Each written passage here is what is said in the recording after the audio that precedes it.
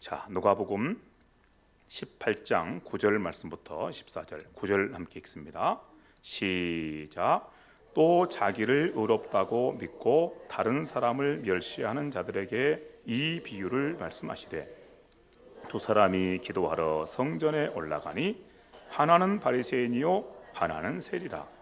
바리새인은 서서 따로 기도하여 이르되, 하나님이여, 나는 다른 사람들 곧 토색, 불의, 간음을 하는 자들과 같지 아니하고 이 세리와도 같지 아니함을 감사하나이다.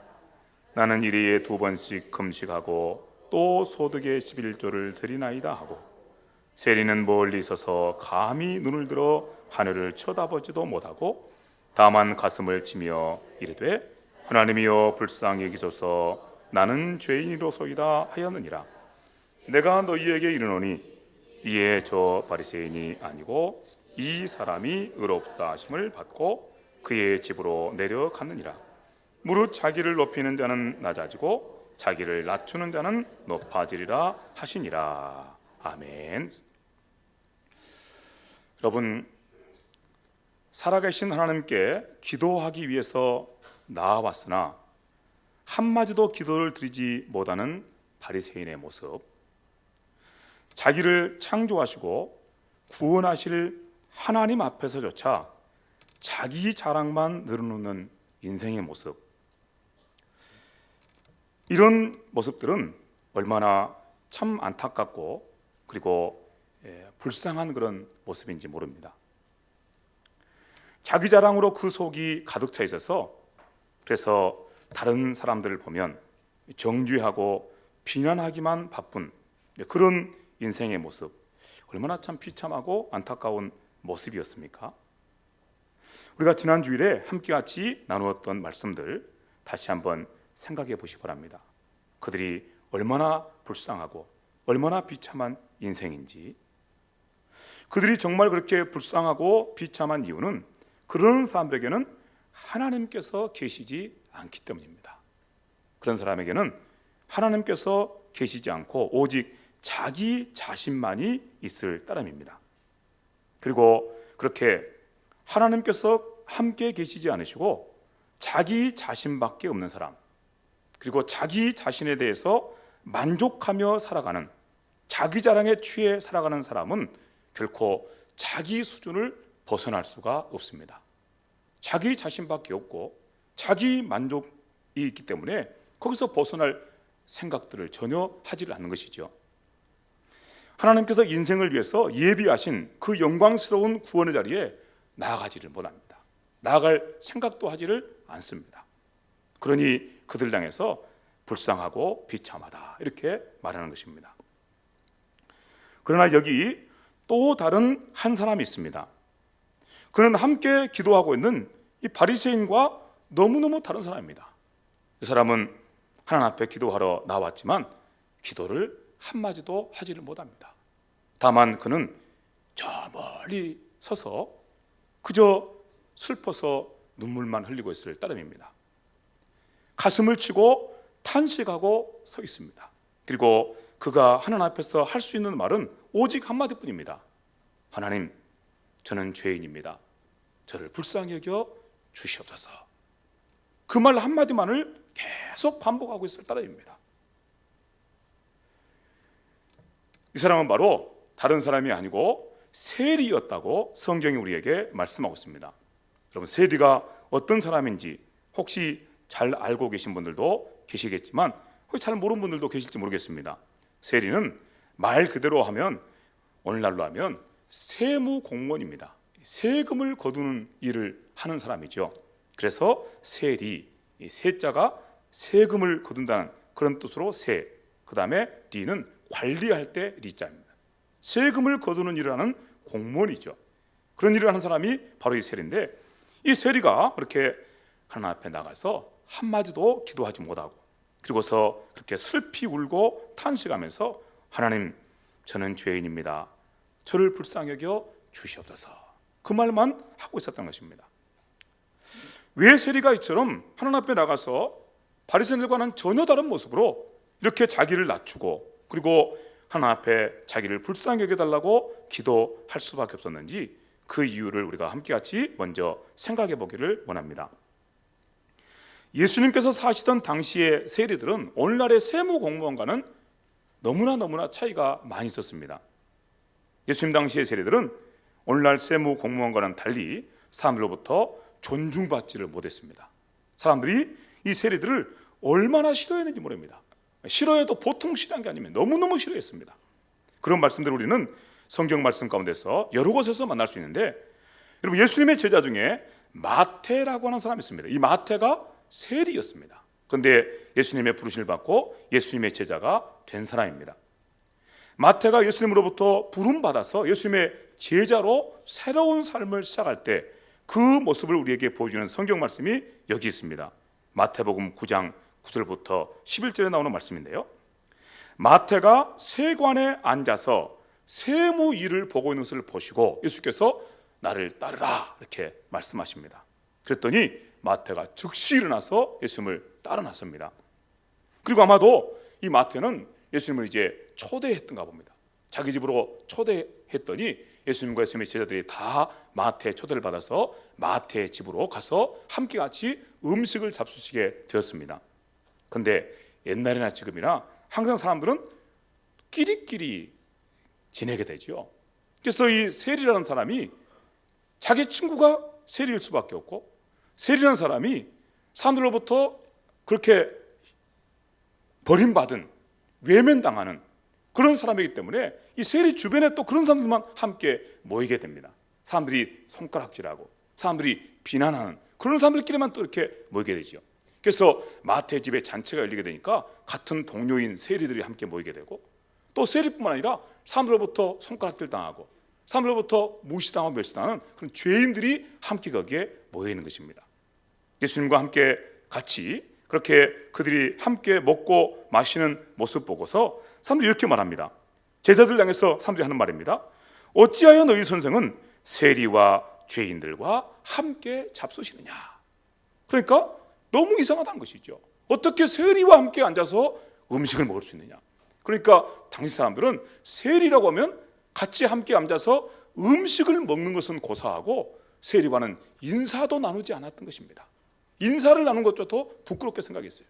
세리와는 얼마나 세리가 이렇게 사람들로부터 미움을 받았는지 아시겠죠. 똑같은 말씀이 여기도 있습니다.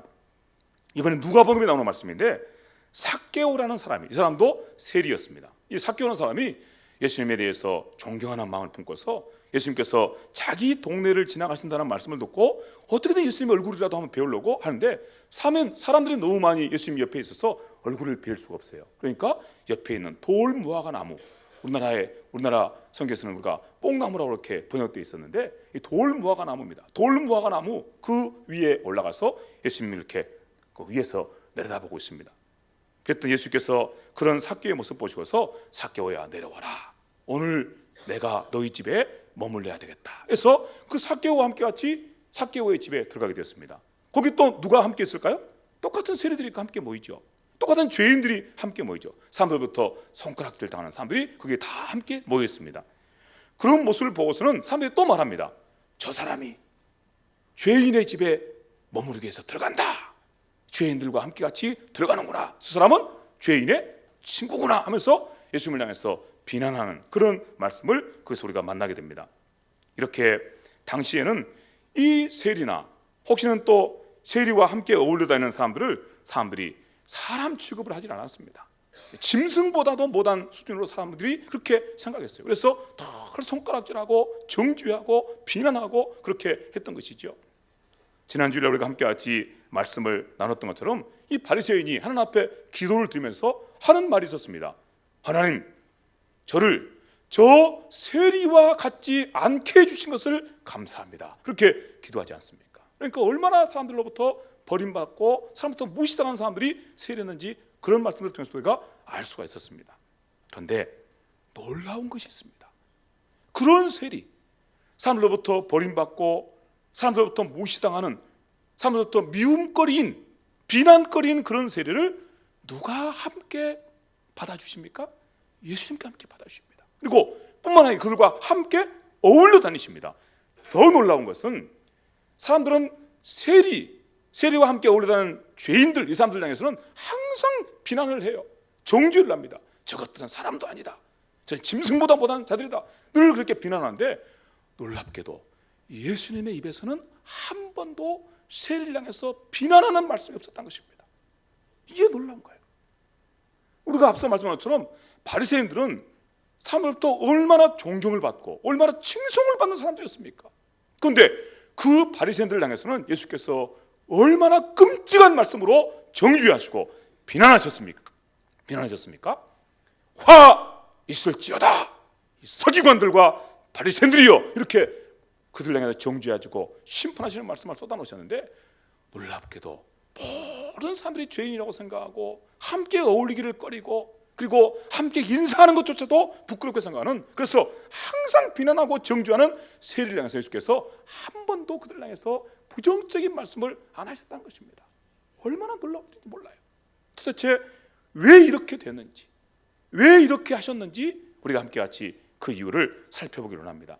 그 이유를 알기 위해서는 예수께서 하신 말씀 한마디를 들어보면 알 수 있습니다. 여러분 한번 같이 성경 말씀으로 가서 말씀 한번 들어보시기 바랍니다. 마태복음 9장 12절과 13절에 나오는 말씀인데요, 앞에 화면에 나오면 말씀을 한번 읽으시고 여러분 찾을 수 있으면 찾아서 읽으시기 바랍니다. 마태복음 9장 12절과 13절 말씀입니다. 읽어볼까요? 시작. 예수께서 들으시고 이르시되 건강한 자에게는 의사가 쓸데없고 병든 자에게라야 쓸데있느니라. 의사는 누구에게 필요하다고요? 병든 사람. 지금 예수께서 의사가 병든 사람이 필요하다는 말씀은 누가 의사다 그 말씀이죠? 예수님께서 의사시다 그 말. 예수께서 의원으로 의사로 오셨기 때문에, 그 치료하시러 오셨기 때문에 누가 예수님께 나올 수 있다 그 말입니까? 병든 사람. 스스로 건강하다고 하는 사람은 예수님을 찾아 나올까 안 나올까요? 안 나오죠. 나는 건강하다고 생각하면, 나는 병이 없다고 생각하면 예수님을 찾아 나올 이유가 없죠. 예수님은 치료하시러 오신 분이기 때문입니다. 병든 사람을 찾아서 치료하러 오신 의사이시기 때문에 스스로 건강한 사람이 예수님을 찾아 나오지 않습니다. 그러면 스스로 건강하다고 생각하는 사람은 누굴까요? 바리새인과 같은 사람입니다. 바리새인과 같은 사람, 자기 만족 가운데 사는 사람. 그래서 늘 자기에 대해서 만족하고 자기 자신에 대해서 자랑할 것밖에 없는 사람, 이 사람은요 예수님을 찾아 나올 이유가 없어요. 왜? 예수님은 치료하러 오는 의사이시기 때문입니다. 계속되는 말씀을 한번 더 들어보시기 바랍니다. 너희는, 읽어봅시다. 시작. 너희는 가서 내가 긍휼을 원하고 제사를 원하지 아니하노라 하신 뜻이 무엇인지 배우라. 나는 의인을 부르러 온 것이 아니라 죄인을 부르러 왔노라. 나는 의인을 부르러 온 것이 아니라 죄인을 부르러 왔다. 이 말씀 무슨 말씀이냐면 예수께서는 사람들에게 구원을 선물해 주시기 위해서 오셨다는 뜻입니다. 구원자로 오신 것입니다. 그러니까 내가 죄인이어서 정말 하나님 앞에서 죄의 문제가 해결되고 그래서 하나님으로부터 의를 선물 받기를, 새로운 생명을 선물 받기를, 새로운 삶을 선물 받기를, 하나님 나라를 선물 받기를 원하는 사람이 예수님께 나옵니다. 구원받기를 원하는 사람이 예수님께 나오는 거예요. 자기가 죄인인 줄 알고 정말 하나님의 구원이 필요하다는 것을 인정하고 그렇게 구원받기를 사모하는 사람이 예수님께 나옵니다. 나는 구원이 필요 없어요. 나는 이미 의로운 사람이에요. 나는 이미 부족함이 없는 사람입니다. 내 속에는 자랑거리밖에 없습니다. 이런 사람은 예수님께 나올 이유가 없는 것입니다. 다시 한번 바리새인을 생각해 보시기 바랍니다. 바로 그들이 이런 사람들입니다. 그들은 스스로 건강해요. 스스로 의로워요. 그러니까 그들에게는 누가 필요 없습니까? 예수님이 필요 없습니다. 하나님이 필요 없습니다. 그 사람들은 자기 힘으로 자기 기준을 따라서 사는 사람일 뿐입니다. 그렇습니다. 예수님의 관심은 병든 자 그리고 죄인에게 있습니다. 왜냐하면 병든 자와 죄인들을 불러서 구원하시고 치료해 주시려고 예수님께서 이 세상에 오셨기 때문입니다. 그러므로 여러분 함께 같이 이런 말씀들을 새겨서 듣게 됩니다.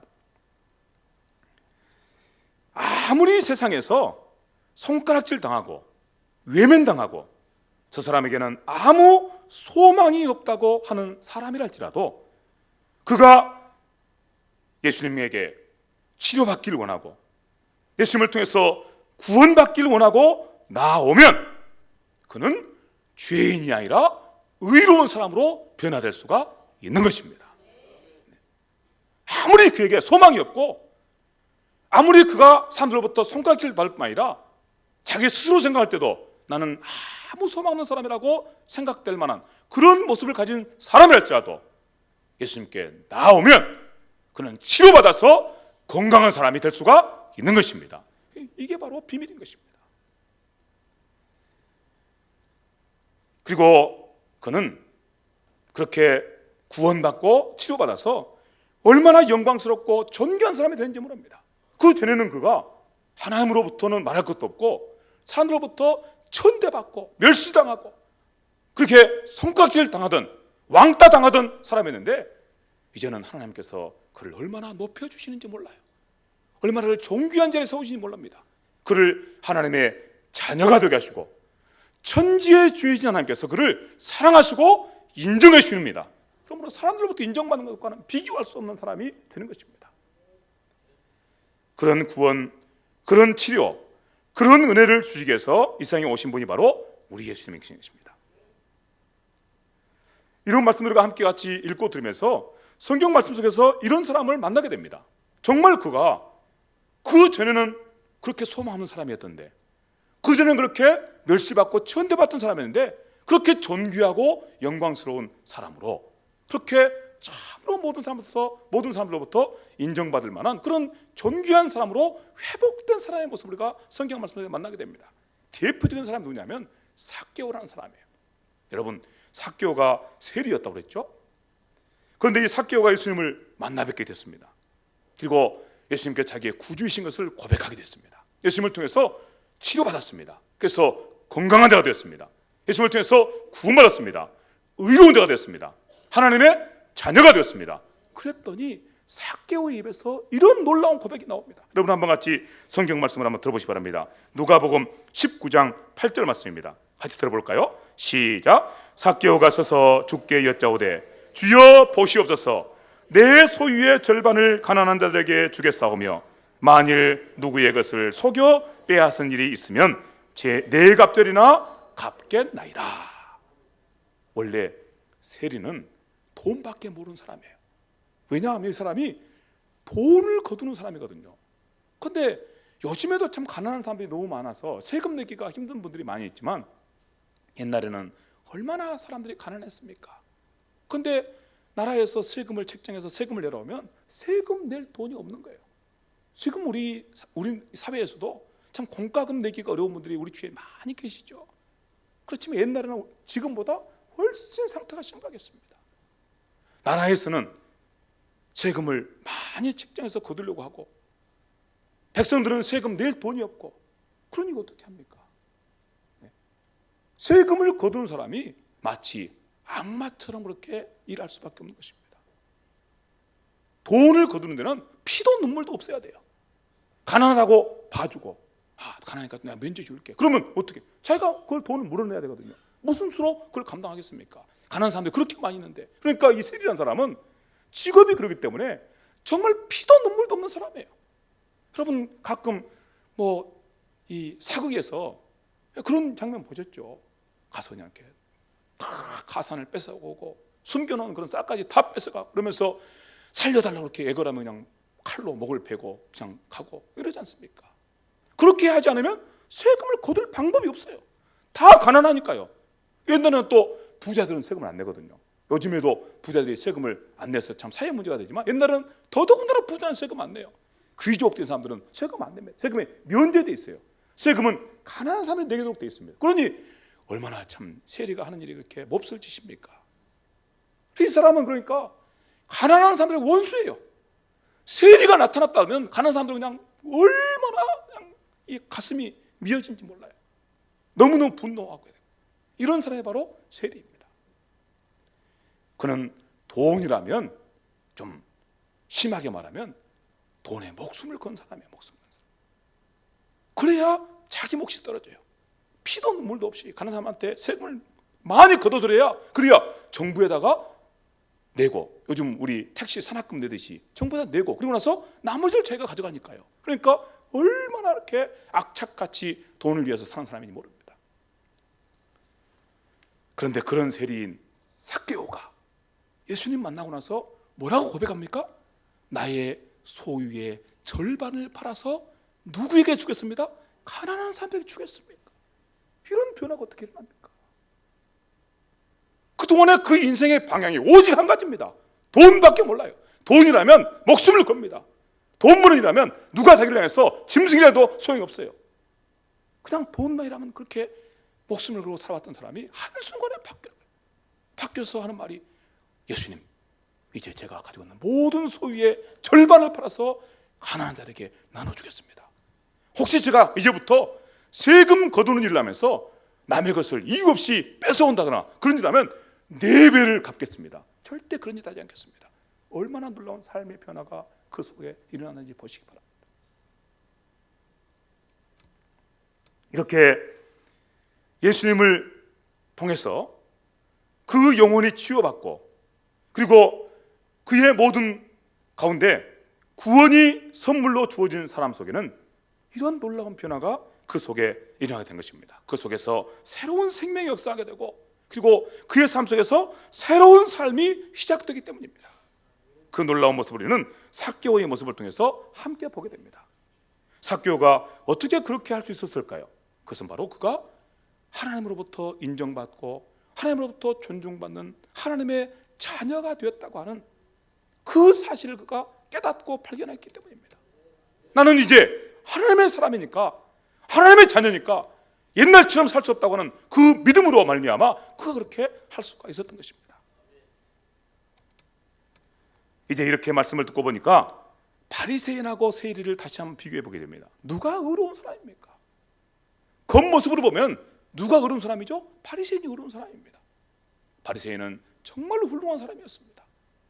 모든 사람으로부터 칭송받을 만한 사람이었습니다. 그러나 그는 거기까지입니다. 거기까지예요. 앞으로 나가지 못해요. 거기까지예요. 자기 수준에서 칭찬받을 만한 사람, 자기 수준에서 자랑할 만한 사람, 거기까지입니다.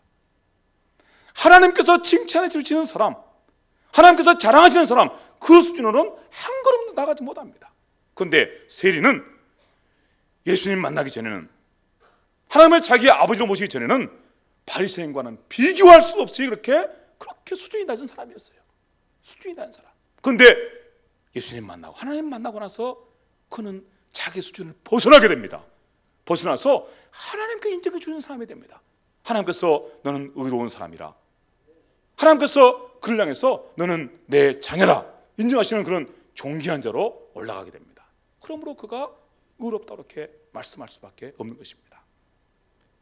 바리새인이 의로운 사람인지 아니면 세리가 의로운 사람인지 다시 한번 생각해 보시기 바랍니다. 왜 그 두 사람이 이렇게 역전됐는지도 함께 생각해 보시기 바랍니다. 성경에서만 이런 말씀이 있는 것이 아닙니다. 우리 기독교 역사 속에는 항상 이런 역사가 있었어요. 존 뉴턴이라는 아주 유명한 분이 계신데요, 나 같은 죄인 살리시는 찬송가 305장에 나오는 그 찬송을 쓰신 분이에요. 이분이 원래는 노예상이었다고 합니다. 여러분, 옛날 노예상인들이 얼마나 끔찍하고 못된 사람이었는지 아마 여러분은 상상이 안 될 것입니다. 지금도 아프리카에 가면 옛날 그 노예 장사가 이루어졌던, 우리나라는 우시장처럼, 소를 사고 파는 우시장처럼 노예 장사가 이루어졌던 그런 시장터가 지금 이렇게 보존되어 있다고 그래요. 그런데 거기에 가면은 정말로 분노가 일어난다고 합니다. 어떻게 사람을 이렇게 취급할 수 있냐. 단지 피부 색깔이 검다는 한 가지 이유로 사람을 짐승보다 못하게 취급하는 거예요.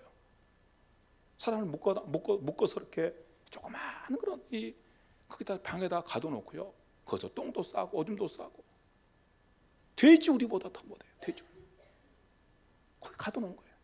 그랬다가 거기서 뭐 며칠이 됐든지 한 달이 됐든지 배가 올 때까지 거기서 기다리겠다가, 그러다가 거기서 끌고 가서 이제 배로 싣고 이렇게 몇 달씩 가죠. 몇 달씩 배를 태워서 이렇게 갑니다. 그러면 사람을 많이 실어야 되잖아요.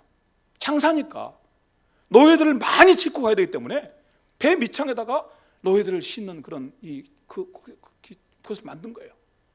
거기 가면은 옛날 그것이 복원되는데 움직이지도 못해요. 이렇게. 거기서 똥도 싸고 오줌도 싸고. 위에서 똥 온 사람 밑에서 똥 다 그대로 다 쏟아지고, 이렇게 사람을 취급한 거예요. 이렇게 짐승보다 못하게 사람을 취급했다니까요. 죽으면 바다에 던져버리고, 그리고 나서 그들을 끌고 가서 노예로 팔아넘기죠. 그러면 그는 평생 노예로 살게 되죠. 이 일을 했던 사람이 존 뉴턴이라는 사람이에요. 노예 선의 선장이 선장. 그러니까 이 사람은 한마디로 말하면 살인마입니다. 살인마도 그런 살인마가 없어요. 어떻게 사람을 그렇게 취급할 수 있나요? 그런데 그가 그런 일을 하다가 바다 위에서 예수님을 만나게 됐어요. 그리고 그의 인생이 변하게 됩니다. 그 이후로 그의 눈에는 눈물이 그치잖아요. 그가 지은 죄 때문에. 그가 지은 죄가 얼마나 끔찍해요. 그리고 그 죄악된 자리에서, 그 소망 없는 자리에서 그렇게 죄 짓다 죽으면 어떻게 됩니까? 그런데 그 죄의 자리에서, 그 소망 없는 자리에서 그를 구원해 일으켜 주신 하나님의 은혜 때문에 그의 눈에는 눈물이 그치지 않습니다. 그리고 평생 자기의 죄를 속죄하기 위해서 그렇게 사람들을 위해서 봉사하고 섬기며 삶을 살게 되죠. 물론 하나님의 은혜에 보답하려는 그런 마음으로 그 인생의 방향을 바꾸고 그렇게 삶을 살게 됩니다. 그런 삶을 살다가 그가 쓴 가사, 그가 쓴 찬송시가 바로 여러분이 너무나 잘 아시는 나 같은 죄인 살리신 주님의 은혜 놀라워, 그 찬송시입니다. 이렇게 누구든지 예수님을 만나서 구원을 받으면 그는 완전히 새 사람이 됩니다. 얼마나 영광스럽고 존귀한 삶이 그를 기다리고 있는지 모릅니다. 얼마나 많은 사람들이 그를 통해서 유익을 얻게 되는지 모릅니다. 그런데 여러분 기억하시기 바랍니다. 이 모든 일은 자기가 얼마나 끔찍한 죄인인가를 발견하는 바로 그 자리에서부터 시작된다는 사실입니다. 자기가 의롭다고 생각하고 자기 만족 가운데 있는 사람은 절대로 이런 은혜를 경험할 수가 없는 거예요. 자기가 의롭다고 생각하고 자기 만족 가운데 있는 사람. 그래서 우리가 다 이런 말씀을 반복해서 듣는 것입니다.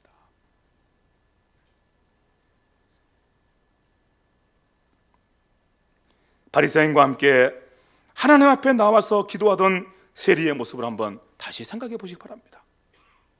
세리는 멀리 있어서 감히 눈을 들어서 하늘을 바라보지도 못하고, 감히 눈을 들어 하늘을 바라보지도 못합니다. 자기의 그 초라한 비참한 모습이 보이기 때문에 감히 하늘을 쳐다보지도 못해요. 그리고 그는 한마디도 기도하지 못하고 가슴을 치고 이렇게 슬퍼하고 탄식할 뿐입니다. 하나님, 저는 죄인입니다. 저는 죄인입니다. 하나님의 은혜가 아니면 제게는 아무 소망이 없습니다. 제게 은혜를 주십시오. 저를 불쌍히 주십시오. 그 길만이 제가 살 길이고 그 길만이 제게 소망의 길이 열리는 길이 있습니다. 하나님, 저를 불쌍히 주십시오. 그렇게 주님 앞에서, 하나님 앞에 나가서 탄식하면서 기도하는 그런 세리의 모습을 우리가 함께 봅니다. 이런 세리의 모습들은 하나님의 종들의 삶 속에서 항상 일어나는 일이에요. 여러분 베드로 잘 아시죠? 예수님의 제자 베드로입니다. 이 베드로가 예수님을 만나 뵙고 했던 고백의 말이 있습니다. 예수님께서 베드로와 함께 계시면서 어느 날은 베드로야, 깊은 데로 가서 그물을 던져라, 이렇게 말씀하십니다. 그런데 베드로는 원래 이 갈릴리 호수의 어부이기 때문에 어디 가서 그물을 내려야 고기를 잡을 수 있는 너무너무 잘 알고 있어요. 이 갈릴리 호수의 그 갈릴리 호수가 넓은 곳이 아닙니다. 우리 앞에 있는 큰 바다처럼 넓은 곳이 아니에요. 그러니까 평생을 그 갈릴리 호수에서 어부로 살아온 사람은 그 속에 어디 가면 바위가 있고 어디 가면 깊고 어디 가면 얕고 어디 가면 고기가 있고 어디 가면 고기가 없고 너무너무 잘 알아요. 그런데 밤새껏 고기를 잡은 거예요. 그런데 고기를 잡지 못했어요. 그런데 주님께서 깊은 데로 가서 그물을 던지라고 말씀하신 거예요. 자기의 경험으로 하면, 자기의 지식으로 하면 안 됩니다. 깊은 데 가서 그물을 던져봤자 고기가 나올 리가 없어요. 그러니까 베드로의 마음속에 당연히 의구심이 생기죠. 아이고, 또 주님 쓸데없는 일을 하게 생겼습니다. 거기 가서 그물 던져도 안 됩니다. 그렇지만 주님께서 말씀하시니까 제가 한번 그물을 던져보겠습니다. 그러고 나서는 이제 주님의 말씀대로 그분 들어서 그물을 던진 거예요. 그런데 자기가 그동안에 평생 쌓아온 지식과 경험에 하면 절대로 안 되는 일인데 거기서 고기가 너무너무 많이 나온 거예요.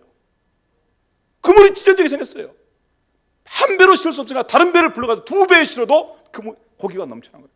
그걸 보고 베드로가 주님 앞에 탁 엎드린 것입니다. 주님, 저를 떠나십시오. 저는 죄인입니다. 제가 주님께서 창조주신 것을 알아보지 못했습니다. 주님이 창조주시거든요. 그분이 세상의 주인이시거든요. 베드로 그걸 몰랐던 거예요. 그 전에 주님을 따라다니는 했지만 그 사실을, 그 주님의 영광을 보지 못했던 거예요. 그랬다가 그 사건을 통해서 주님의 영광을 보고 나서 엎드려서 하는 말이, 주님, 저를 떠나십시오. 저는 죄인입니다. 거기서부터 베드로의 인생이 새롭게 시작되는 것입니다. 성경에 또 백부장이라는 사람이 나와요. 이 백부장은 로마 군의 장교입니다. 이 백부장이라는 사람은 굉장히 큰 그런 권력을 가진 사람이에요. 한 지역을 책임져서, 옛날에는 이 식민지, 그러니까 로마의 식민지로 유대 땅이 있었기 때문에 그 식민지 군대 그 장교는요, 그 대단한 권세를 가진 사람입니다. 보통 권세를 가진 사람이 아니에요. 이 식민지군의 장교로서 이 백부장이 예수님을 자기 집에 초대합니다. 자기 집에 종이 병들었기 때문이에요. 그래서 예수님께서 예의를 갖추어서, 아주 존귀한 사람이에요. 여러분 생각한 것보다 훨씬 존귀한 사람입니다. 훨씬 권력과 명예를 가진 사람입니다. 그러니까 예수님께서도 예의를 갖추어서 다른 집과는 다르게 제자들과 함께 같이 백부장의 집으로 이렇게 가시고 계신 거예요. 그런데 그때 백부장이 하인을 보내서 주님을 향해서 이렇게 말씀드립니다. 지금 백부장의 겉모습하고 예수님의 겉모습을 비교하면 백부장이 말할 수 없이 존귀합니다. 말할 수 없이 영광스럽습니다. 예수님은 아주 초라한 모습이에요. 우리가 생각할 때 예수님은 굉장히 참 귀한 분으로 생각하지만 겉모습은 별 볼 일이 없어요. 식민지 백성 중에 좀 뛰어난 랍비 선생일 뿐입니다.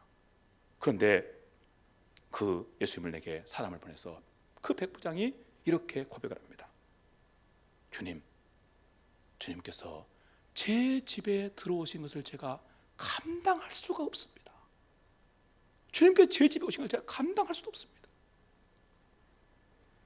하물며 제가 주님 앞에 나아가서 주님을 뵙는 것도 감당하지 못하겠습니다.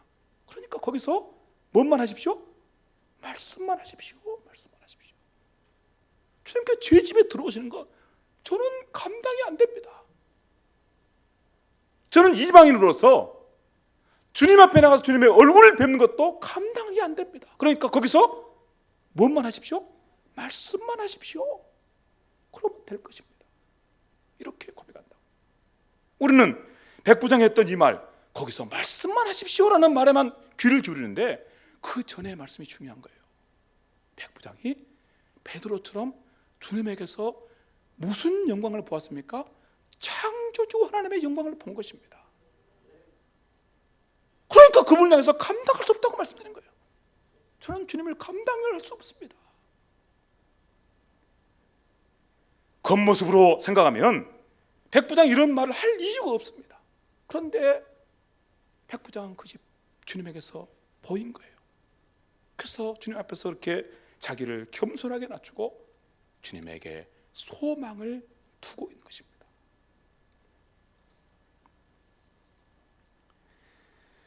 이 말씀 우리가 함께 같이 읽고 들으면서 우리는 성경 말씀 속에서 이사야 선지자, 에레미야 선지자, 아니면은 다른 수많은 하나님의 종들의 모습들을 또다시 생각하게 됩니다.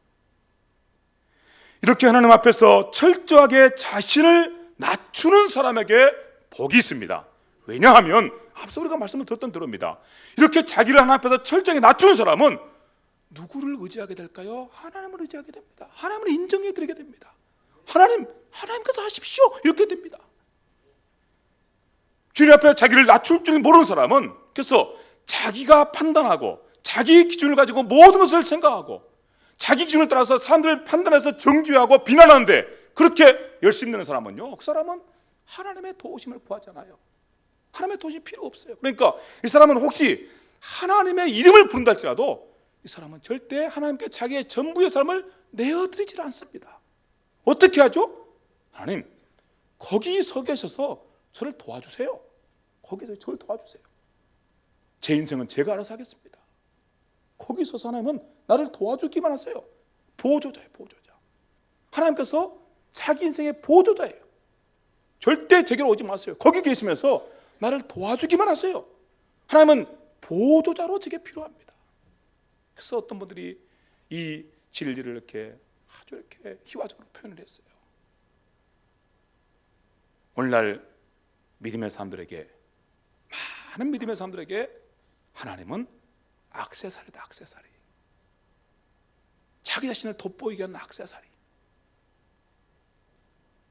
하나님께서 안 계신 것보다도 하나님께서 계시면 제가 좀 더 돋보이니까 다 하나님 이름 부르고 하나님 앞에 기도도 하고 하나님 나와서 예배도 드리고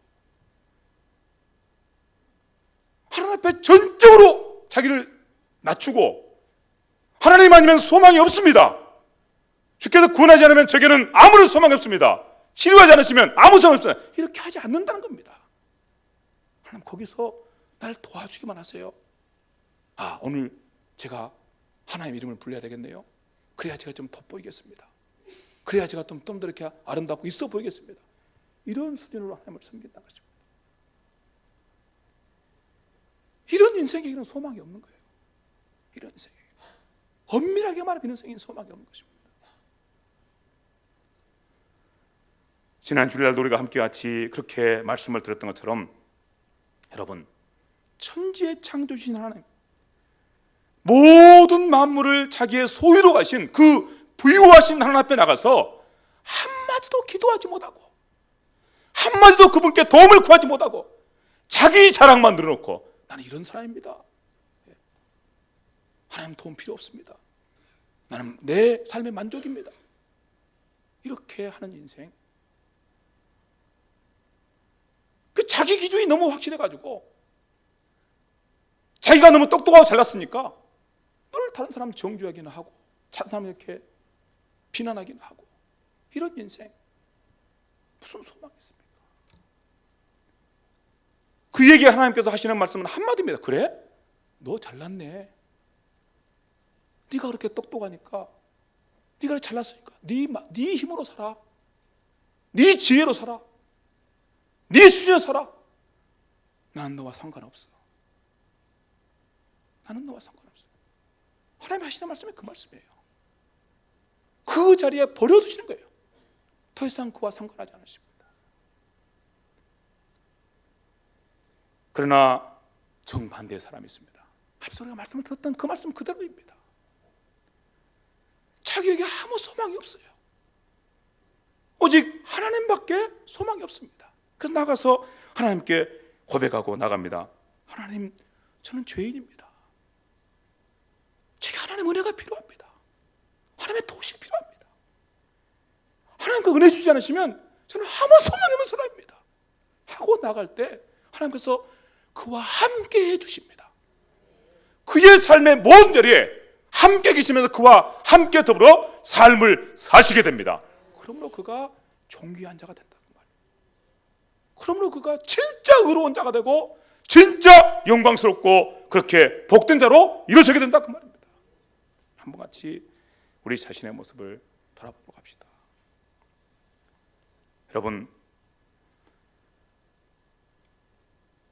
여러분은 어떻습니까? 정말 하나님 앞에서 아무것도 자랑할 것이 없으신지요? 그래서 오직 하나님 앞에 나가서 드릴 수 있는 말은 한마디뿐, 저를 불쌍히 여기십시오, 제게 은혜를 주십시오, 그 말 한마디뿐이신지요? 내가 나를 자랑할 수 있는 모습은 내 속에 아무것도 없습니다. 내가 나를 혹시 자랑할 것 있다면 오직 나를 구원하신 예수 안에서 자랑할 것이 있을 따름입니다. 나를 구원하신 하나님 아버지 안에서 자랑할 것이 있을 따름입니다. 하나님을 떠나서, 예수님을 떠나서 내가 나를 자랑할 것이라고는 아무것도 없습니다. 그게 인생의 참모습입니다. 그런 인생이 소망이 있습니다. 왜냐하면 그런 인생을 하나님께서 의롭다고 해주시고, 분명히 죄인입니다. 그런데 하나님께서 그를 향해서 의롭다고 해주십니다. 분명히 천하고 천대받아 마땅합니다. 그런데 그를 높여주십니다. 말씀 들어보시기 바랍니다. 여러분, 아까 우리 함께 읽었던 누가복음 18장 14절 말씀입니다. 결론입니다. 한번 주님께서 하신 말씀 들어보십시오. 같이 읽겠습니다. 시작. 내가 너희에게 이르노니 이에 저 바리새인이 아니고 이 사람 세리가 의롭다 하심을 받고 그의 집으로 내려갔느니라. 무릇 자기를 높이는 자는 낮아지고 자기를 낮추는 자가 높아지리라. 여러분, 하나님께서 높여주시는 사람 되시기를 바랍니다.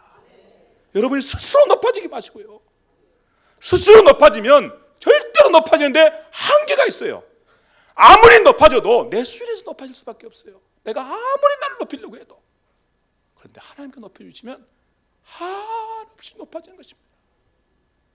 하나님께서 높여주시는 사람, 하나님께서 인정하시고, 야 그래 내가 보니 너 쓸만하다 하시고 손에 붙잡으시고 사용해 주시는 사람, 그런 사람으로 함께 일어나 나가시게 되기를 바랍니다. 그러려면 뭐 해야 된다고요? 나는 죄인입니다. 나는 죄인입니다. 이 고백이 있어야 돼요. 이 고백이 있어야 돼요. 나는 죄인입니다. 하나님의 은혜가 필요합니다. 하나님의 은혜만이 제게 소망입니다. 이 고백이 있어야 돼요. 이 고백이 여러분 속에 있는지 점검해 보시기 바랍니다.